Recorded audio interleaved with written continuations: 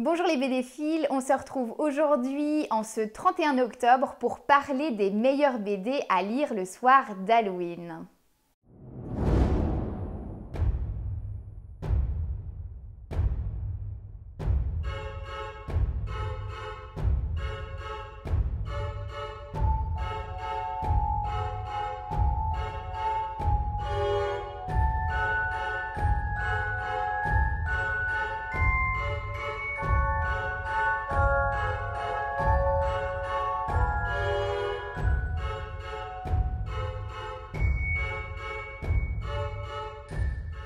Vous aimez les ambiances glauques? Vous cherchez le grand frisson? Le fantastique vous attire? Alors bienvenue à Promise.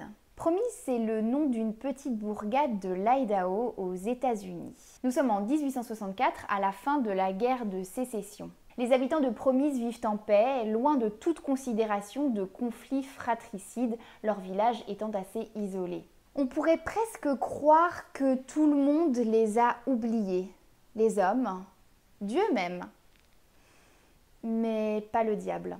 L'arrivée d'Amos Lawton, un étrange prédicateur accompagné de son molosse aux yeux rouges, pourrait bien bouleverser à jamais la petite communauté. Seule une petite fille, une certaine Rachel, semble comprendre le danger qui les guette.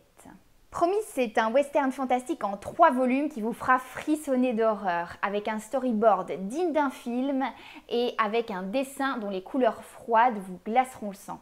À travers les yeux de la petite Rachel, vous verrez l'enfer se déchaîner sous les traits d'un prédicateur diabolique. Si pour le soir d'Halloween, vous n'êtes pas un adepte du grand frisson et des ambiances glauques, si vous préférez lire un bon Agatha Christie au coin du feu,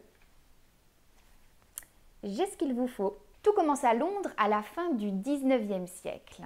Le docteur Thorne se rend dans un hôpital psychiatrique pour étudier le cas de Thomas Below, interné pour de graves troubles de la personnalité. En effet, le vieil homme se confie au docteur et lui affirme qu'il est en réalité l'âme du manoir dans lequel il a travaillé toute sa vie. Il s'agit du fameux Green Manors Club. En son sein, et durant de longues années, des gentlemen s'adonnaient à leur activité favorite, parler de meurtre. L'intégrale de Green Manor rassemble 16 histoires criminelles plus originales et plus savoureuses les unes que les autres.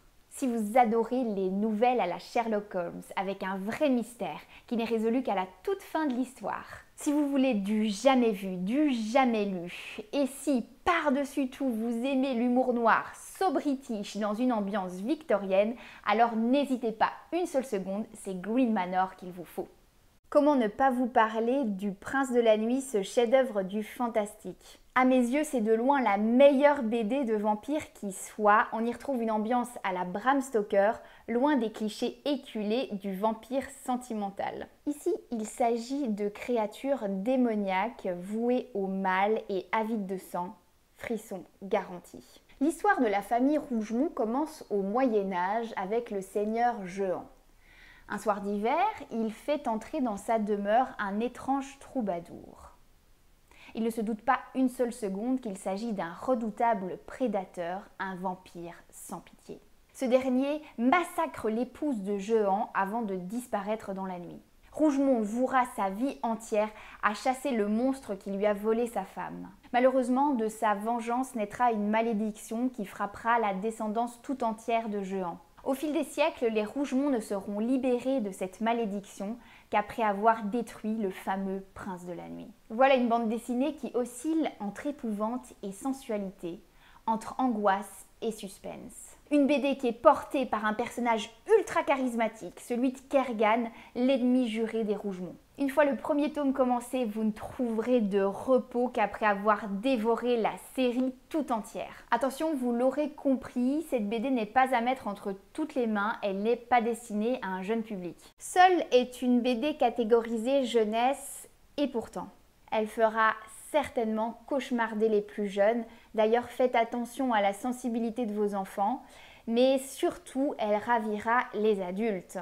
C'est une BD fascinante dont le dessin enfantin tranche avec un scénario des plus inquiétants. 5 gamins qui ne se connaissent pas encore se réveillent un matin et découvrent avec horreur que tout le monde autour d'eux a disparu.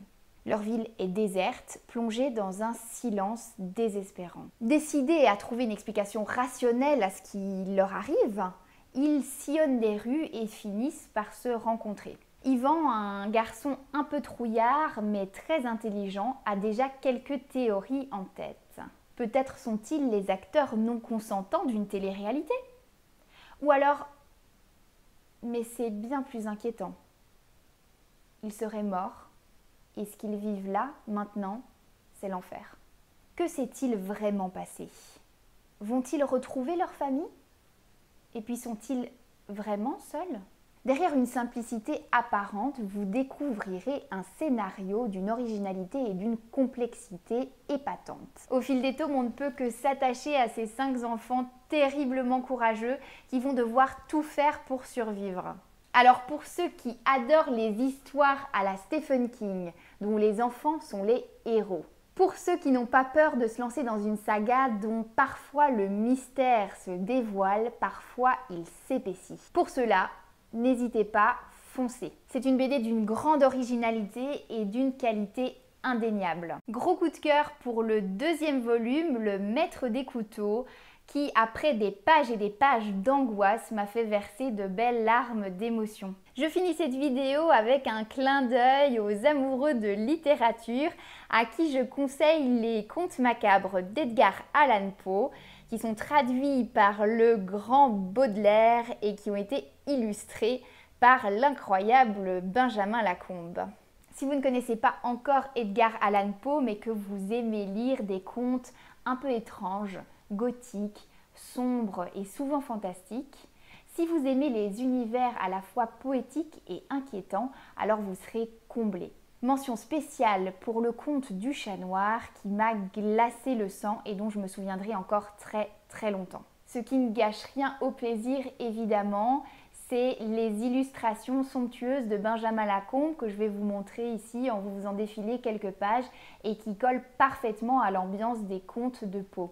Et voilà les amis, c'est déjà la fin de cette vidéo sur les meilleures BD à lire le soir d'Halloween ou à lire tous les soirs de l'année si vous aimez avoir peur. Merci de continuer à regarder mes vidéos et de me suivre, ça me touche toujours autant, sachez-le. J'ai pris énormément de plaisir à vous tourner cette vidéo et je vais déjà vous annoncer le thème de la suivante. Il s'agira d'une vidéo consacrée aux BD jeunesse. Il y a énormément de merveilleuses BD à faire découvrir à vos jeunes et puis c'est bientôt les fêtes de fin d'année, donc ça fera de bonnes idées cadeaux. Je vous embrasse très fort, je vous dis à très bientôt et je vous souhaite surtout une très bonne soirée d'Halloween.